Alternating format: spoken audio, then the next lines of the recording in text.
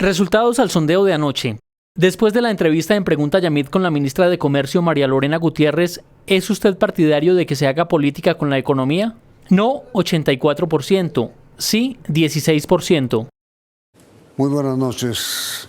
En las últimas horas, el doctor Germán Vargas Lleras rompió su silencio de varios meses y se lanzó ya a la arena política. Hizo varias referencias en sus múltiples reportajes al doctor Humberto de la Calle. Entre otras cosas, uno de los asuntos que dijo es que usted hizo campaña electoral y política cuando estaba en La Habana negociando con las FARC. ¿Por qué esa afirmación? Pues realmente es parte de la lucha política, pero absolutamente equivocada, inverosímil. Realmente es tan abultada la exageración que es incomprensible. Hace 5 años nadie le apostaba al proceso de paz. ¿A quién se le hubiera ocurrido que yo me hubiera ido a La Habana en circunstancias tan difíciles a inventarme una candidatura? Allá todos los días creíamos que íbamos a firmar y por la tarde estábamos en crisis. No, yo terminé mi tarea. El presidente de la República en diciembre señaló oficialmente que había terminado y es después, cuando recibo el cariño de muchos colombianos y el apoyo, cuando decido presentar mi nombre a consideración de los colombianos. ¿Y qué lo condujo a usted a aceptar la petición del presidente de dirigir las conversaciones en La Habana? Pues yo quiero decirle que a mí primero me sorprendió. Yo realmente estaba totalmente ajeno a la vida pública, dedicado a mis asuntos de carácter profesional. Nunca entendía cuando el presidente me contaba, mire, es que hay unas conversaciones con las FARC, etcétera. Cuando me hace ese ofrecimiento, incluso lo que es usual es que uno dice, bueno, voy a consultarlo con la almohada, con mi familia. No, yo entendí que era tal el desafío, pero tan importante para Colombia, que decidí aceptar de inmediato, porque a sabiendas de que era casi imposible, que esto había fracasado 1000 veces, creo que había que correr el riesgo y lograrlo, como en efecto se logró. Pero usted acaba de decir, doctor de la Calle, que usted estaba retirado de la política. Entonces, sí es cierto que La Habana lo condujo de nuevo a la política. Pero no a una candidatura. La Habana me condujo primero a conocer mejor a Colombia. Yo hoy siento que tengo como 5 posgrados sobre Colombia, porque realmente el trabajo fue intenso, con una gran disciplina, y en segundo lugar yo me siento también más sensible, me siento más conocedor de la Colombia olvidada, de esa Colombia espesa y profunda que en las ciudades suele olvidarse y omitirse. Yo me siento mejor formado y por eso también creo tener más experiencia para conducir los destinos de Colombia.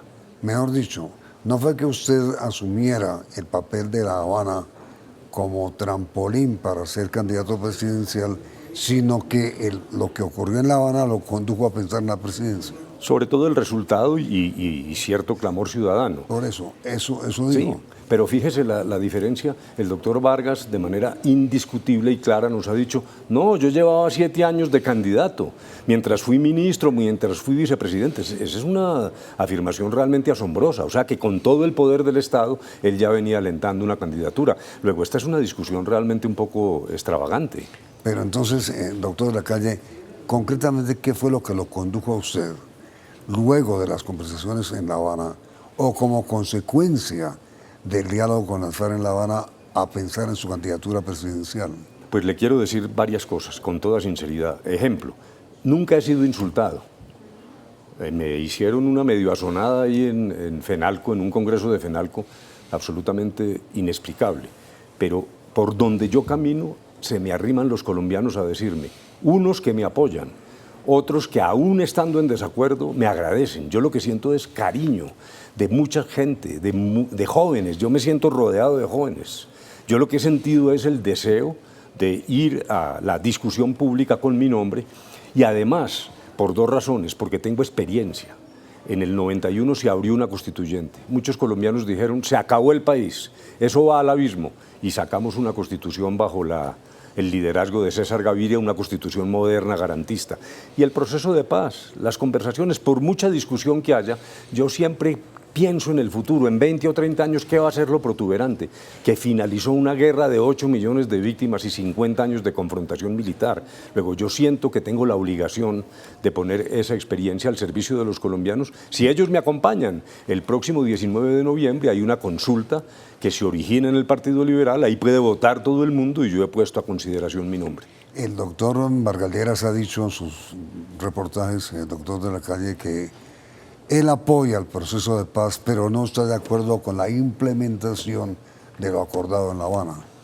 Pues allí lo primero que hay que decir es que en el doctor Vargas Lleras encuentro categóricas falsedades, afirmaciones falsas, lo digo a sabiendas de lo que estoy diciendo, exageraciones y también desinformación. Muchas de las cosas que él dice son su preocupación están resueltas. Primero, la más grave, decir que 45 millones de colombianos tenemos que ir obligatoriamente a la Jurisdicción Especial de Paz. Perdón, a la jurisdicción tienen que acudir únicamente los autores determinantes de graves violaciones del derecho internacional penal, de los delitos de carácter internacional, es decir, el que financió una masacre, para que hablemos claro. ¿De dónde sale que un colombiano tenga que presentarse en la JEP? Es una distorsión de la realidad. Luego dice que los falsos positivos deben ir a la jurisdicción. Claro que sí, eso se pactó hace tiempo y no hay ninguna duda. Y la jurisdicción es la que establece si hubo conexidad o no en cada caso con el conflicto. Que hay que cerrar las listas de ingresos, se cerraron el 15 de agosto, está absolutamente desinformado. En fin, los testaferros. En una reunión donde estuvo presente el fiscal, las FARC y el gobierno, se estableció que, en efecto, las FARC no solo tienen que reportar sus bienes, sino señalar qué testaferros han funcionado, porque de lo contrario pierden los beneficios de la jurisdicción. Luego, realmente yo veo aquí, es como la búsqueda por los caminos de la derecha de generar pánico, terror. Es una técnica muy vieja que se está utilizando en todo el mundo. No es una discusión racional la que estamos teniendo en Colombia. Pero usted dice que el doctor Vargas Lleras ha dicho falsedades, ¿como cuáles? Le repito, 45 millones de colombianos que tengan que ir a la JEP, que los falsos positivos no han ingresado a la jurisdicción, que los testaferros no está convenido, que tienen que ser reportados y muchas más. Hay realmente afirmaciones totalmente falsas. Sobre eso de los falsos positivos, doctor de la Calle, el doctor Vargas Lleras dice pues que, condenando obviamente los falsos positivos, él no ve gran diferencia entre los falsos positivos y los homicidios y las masacres de las FARC. Por eso entran a la jurisdicción. El error de él probablemente estaba un poco distraído. Es pensar que no es así. Pues claro, pero si es que esto fue pactado hace tiempo, hombre. Realmente ahí no hay ninguna discusión. Mire, él dice esto en su reportaje con Marisabel en el Tiempo. Con la bandera de la paz, los doctores de la Calle, Fajardo, Claudia López, Robledo y eventualmente Clara López llegaron a un frente unido. De otro lado, estaremos las personas que tenemos criterios de centro. ¿Eso es así? No, me parece que dijéramos esa es una radiografía de la política colombiana equivocada. Yo pertenezco al centro, lo he hecho siempre. Desde mi primera campaña mi lema era por todo el centro de la calle. Yo voy a tener que revivir ese lema, porque estoy allí, estuve en la Constituyente, implantando una democracia más inclusiva. Presidí las deliberaciones del Consejo Permanente de la OEA para expedir la Carta Democrática Interamericana, que es el vademecum, el catecismo de la democracia en el sistema interamericano. Yo no me he desviado de la visión democrática progresista. Yo pertenezco a lo que quisiera llamar el liberalismo igualitario, que es una visión liberal, respetuosa, de un Estado que solo interviene cuando es necesario, pero que busca equidad. El doctor Vargas Lleras, con sus mensajes de ayer y antier, está transitando el camino de la derecha y le abre la puerta, según leo yo allí, a una posible alianza incluso con el doctor Uribe. Yo creo que esto aclara la posición y la radiografía de la política colombiana. Estamos en el centro algunos. Decir que Fajardo es de izquierda me parece que es una equivocación. Claudia López no pertenece a la izquierda. Hay un elemento de centro, hay fuerzas democráticas de izquierda que no han usado las armas. Clara López, por ejemplo. Y del otro lado, pues lo que yo veo es realmente un acercamiento del doctor Vargas a la derecha, al centro democrático, y abre la puerta para una fusión más adelante. Ahora, mire, usted dijo hace un momento que una de las cosas que lo condujo a pensar en su candidatura presidencial fue lo que descubrió durante tantos meses de negociación con las FARC. ¿Qué fue lo que halló al dialogar con las FARC? yo hallé cosas en mí mismo que había perdido y luego en la realidad colombiana, colocándome en una perspectiva que yo llamo ponerme en los zapatos de los otros, del otro, que es una cosa elemental, pero yo agrego una segunda frase, como una especie de subtítulo, ponerme en el zapato del otro, pero no usar el zapato del otro. Yo entendí muchas de los insumos de la discusión que se nutría de esa Colombia invisible, de la que sufre, de personas que acuden a los cultivos ilícitos en un entorno de abandono del Estado. Eso me revivió, y ahí ahora hablo de mí, viejas sensibilidades de carácter social que uno va perdiendo por la vida diaria, porque se dedica a la profesión de abogado, porque veo esta sociedad realmente que ha perdido solidaridad y que hay demasiada como burbujas autistas, particularmente en la vida urbana, que olvidan esa otra Colombia. Y luego yo entendí mejor a Colombia, la conozco mejor y me siento mejor persona de conocer una cosa mucho más integral, y en ese sentido sí critico terrible indiferencia de los colombianos. Un presidente de un grupo financiero me dijo un día aquí en un club en Bogotá: óigame, usted era un abogado prestigioso que ganaba plata, ¿para qué se fue a eso del embeleco de la paz? Embeleco de la paz, Yamid. Decir eso realmente a mí me conmovió, porque lo que estamos hablando es de la búsqueda de una Colombia para todos. Es ese el propósito central de toda esta tarea.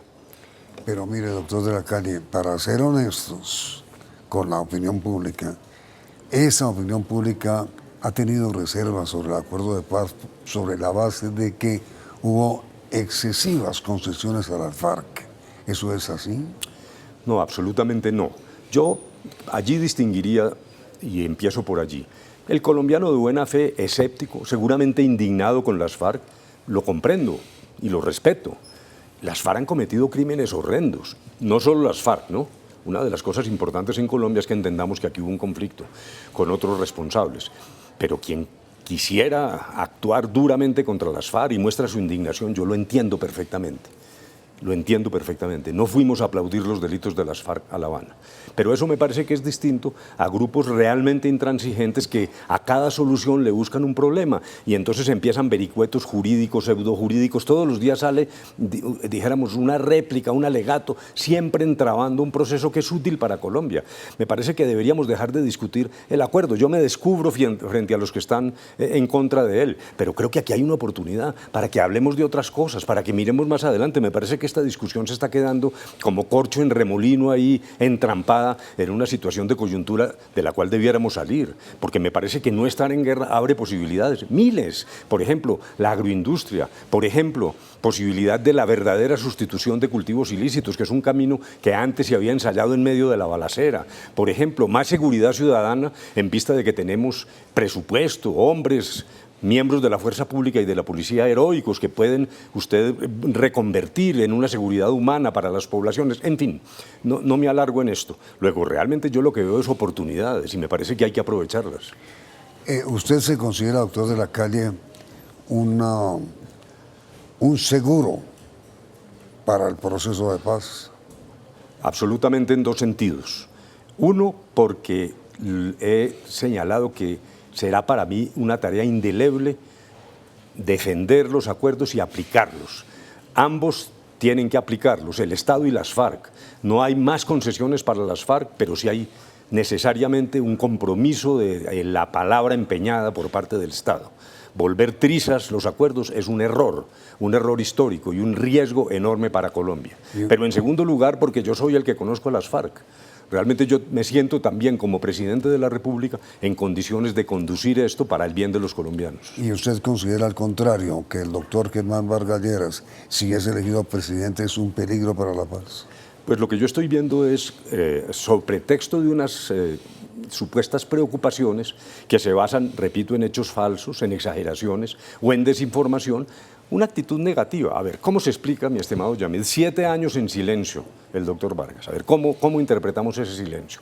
Y ahora resulta que él dice que tenía reticencias desde el principio, frente a la bandera central del gobierno. ¿Qué hace una persona como vicepresidente que encuentre que está en desacuerdo con el elemento central, con el corazón del gobierno? Pues retirarse. No nos puede resultar ahora, 7 años después, que el silencio del doctor Vargas lo que encubría era pues una animadversión frente al proceso y a lo que venía siendo el presidente Santos. En un mensaje en Twitter, el presidente Santos, al referirse a la actitud reciente del doctor Vargas Lleras, dice que se refiere al diciéndole mi leal y buen amigo. ¿Esas son palabras llenas de sarcasmo o son reales? Inmediatamente después de comercial.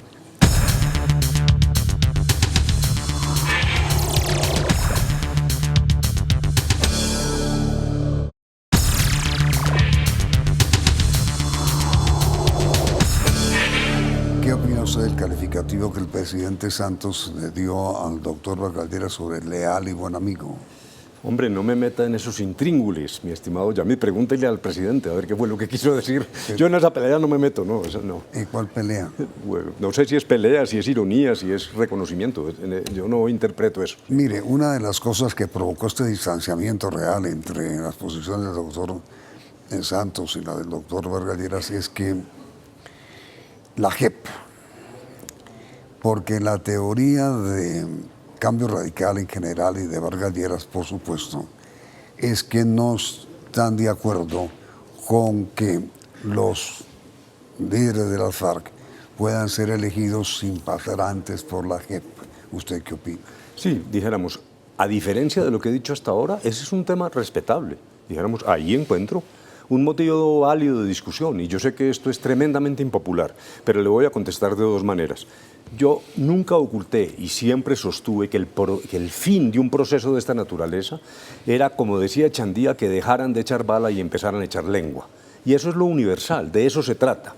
Entonces, como filosofía general, nunca he negado que ese era un propósito. Ahora, ¿cómo coexiste esto con la jurisdicción especial? Lo primero es que hay que poner rápido a funcionar la jurisdicción. Es que precisamente lo que puede pasar es que esto se convierta más en un problema de hecho que en un problema de principios. Si un miembro, por ejemplo, del secretariado, ha incurrido en los delitos más graves y es sancionado con sanciones restrictivas de la libertad, pues está impedido de hecho para ir al Congreso. Ejemplo, si a usted le toca ir a desminar durante 5 años al Orejón, pues no puede asistir a las sesiones del Congreso. Luego, me parece que la mejor respuesta, más allá del tema de principios, donde lo respeto, pero la mejor respuesta es no seguir entrabando esto, por Dios. Lo que tenemos es que poner en funcionamiento rápidamente la jurisdicción para que ese tribunal defina circunstancias ya en cada caso concreto. Y otro tema que parece que margina al doctor Vargas Lleras del proceso de paz o desde la implementación es el de los terceros.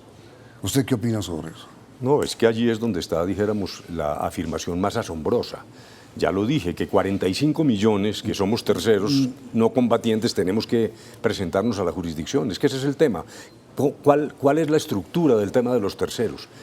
Los terceros hoy, si tienen pecados, dijéramos, para llamarlos así, pues tienen un problema con la justicia ordinaria. La jurisdicción especial les da es una salida. El punto de partida es extraordinariamente equivocado. La jurisdicción es una salida para esos terceros. ¿Pero de cuáles terceros hablamos? Los que tienen que presentarse a la jurisdicción, ya lo dije, son los actores determinantes, no cualquier actor, de los más graves crímenes. Repito, el que financió, por decirlo así, una masacre. Los demás no tienen que presentarse, pero podrían hacerlo voluntariamente. ¿Por qué? Porque contando verdad y reparando, si es que creen que han cometido un error, un delito, pues buscan una solución de esa naturaleza transicional. ¿Qué es lo que está en el fondo? Un contrasentido de parte del doctor Vargas. Es como si quisiera que permanecieran en la justicia ordinaria, con penas mucho mayores, con procedimientos más largos, sin justicia transicional. Pero, repito, el extorsionado no tiene ninguna responsabilidad. El que le pagó a unas con vivir aún en un momento en que eran ilegales, pero no fue actor determinante de graves crímenes, no tiene responsabilidad. Esa es una solución equilibrada y arquitectónicamente igual para los tres componentes de las víctimas, que son militares, terceros no combatientes y miembros de las FARC.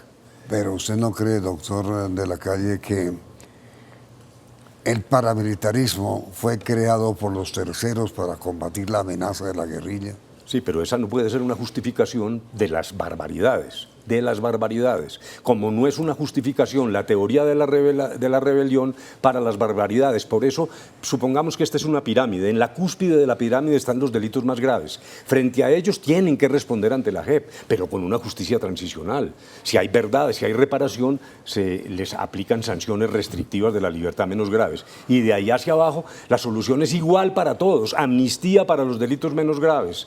Archivo de las causas penales para los militares. Hoy hay 1.100 militares ya libres a la espera de la jurisdicción. Y para los terceros, lo que acabo de decir, responden los responsables que sean actores determinantes de los crímenes más graves. Es una solución integral y equilibrada. Pero a ver, hay 1.100 militares libres de los que estaban siendo juzgados, pero hay 2.000 todavía detenidos. Sobre el paramilitarismo, usted bien sabe, doctor de la Calle, que la mayoría de los grandes agricultores y ganaderos de este país financiaron el paramilitarismo para defenderse de la guerrilla. Pero le quiero decir lo siguiente, aún partiendo de ese punto de vista, habría que distinguir, como también se distingue para las FARC. Repito, es que es la misma solución. Las FARC lo que dicen es, tenemos derecho a la rebelión. No. Eso no permite cometer graves crímenes, y lo mismo quien entendió que el paramilitarismo le servía y que se protegía, pero no para financiar masacres. ¿Quién debe responder? El que financió la masacre, el autor de los crímenes más graves. El que simplemente financió no tiene responsabilidad y puede ir a la JEP si quiere a resolver su problema de una manera distinta y menos gravosa de la que se resolvería la justicia ordinaria. El doctor Vargas Lleras también dijo esto, mire, en esas viejas épocas en que el Partido Liberal imponía presidente y mayorías absolutas en el Congreso, quedaron en el pasado. Usted es liberal. ¿Usted piensa hacer coalición para ser candidato presidencial? Sí, yo diría allí dos cosas. Primero, yo creo que hay que recuperar los partidos, y en particular el Partido Liberal. Me parece que el Partido Liberal ha cometido errores y realmente hay que hacer un acto de contrición. Si yo, como quiero, soy el candidato del liberalismo, es para ayudar en un proceso de modificación profunda, de recuperación del Partido Liberal, como debiera ocurrir en los demás, porque hay realmente culpas repartidas en todo el escenario político colombiano. Pero en segundo lugar, me parece que la necesidad de las coaliciones es evidente. Yo lo dije desde un principio. Si logro ser el candidato del Partido Liberal, el paso siguiente, probablemente en marzo, es aglutinar ¿a quiénes? A las fuerzas políticas que hacen parte de esta coalición progresista para la paz. Pero no solo fuerzas políticas, fuerzas sociales, movimientos sociales, intelectuales, los estudiantes que se volcaron a las calles. Hay que hacer una cosa enorme, porque básicamente por dos cosas. Primero, porque eso de dar marcha atrás frente a una paz que apenas empiezan a hacer es un error histórico, volver trizas o modificar sustancialmente el acuerdo me parece una enorme equivocación. Y en segundo lugar, porque también me parece que hay dos caminos para Colombia. Yo auspicio una sociedad abierta, progresista, liberal, de filosofía liberal, no discriminatoria. Y por el otro lado viene la invitación al autoritarismo, al caudillismo y al fanatismo, incluso fanatismo religioso. Eso es una barbaridad, ese camino no le conviene a Colombia. Y es lo que me ha movido a mí a estar también en esta discusión pública y a ofrecer mi nombre para los colombianos. Si usted finalmente es elegido candidato presidencial de una coalición, supongo que la buscará, ¿cuál será su gran bandera electoral? Mi bandera será, en primer lugar, lo que acabo de decir, mantengamos la sociedad abierta, que se base en la dignidad humana, que no quiere revivir guerras religiosas, que no discrimina por ninguna razón, ni por razones de sexo, ni de raza, ni de lugar de nacimiento. Una sociedad que es la que se deriva de manera directa de la Carta de Derechos de la Constitución del 91 y que no quiere el fanatismo ni quiere el autoritarismo. Pero en segundo lugar, porque haber terminado la guerra abre posibilidades. Yo no quiero permanecer atado a esta discusión sobre los acuerdos, sino hacer entender a los colombianos que no estar en guerra nos abre infinitas posibilidades. Lo dijo hace poco Joseph Stiglitz. Colombia no está consciente de lo que significa suprimir una guerra de 8 millones de víctimas, lo cual abre perspectivas en todos los campos: económico, de integración social, de generación de tejido y sensibilidad, solidaridad entre los colombianos. Esto cubre, como lo dijo el Papa Francisco, incluso el último eslabón, que es la reconciliación. Es que a veces se nos olvida. La reconciliación es la palabra menos usada, cuando realmente es el faro, lo que queremos perseguir, el propósito final de todo este esfuerzo es dejar atrás el pasado y abrir una sociedad nueva. Doctor Humberto de la Calle, muchísimas gracias por haber aceptado esta invitación. La pregunta para nuestros televidentes, esto Esto es un sondeo, no es una encuesta. Si a ustedes les gusta Humberto de la Calle como candidato presidencial, ¿sí o no? Muy bien, perfecto, magnífico. Enseguida los invitamos a continuar en el Canal 1 con Caso Cerrado.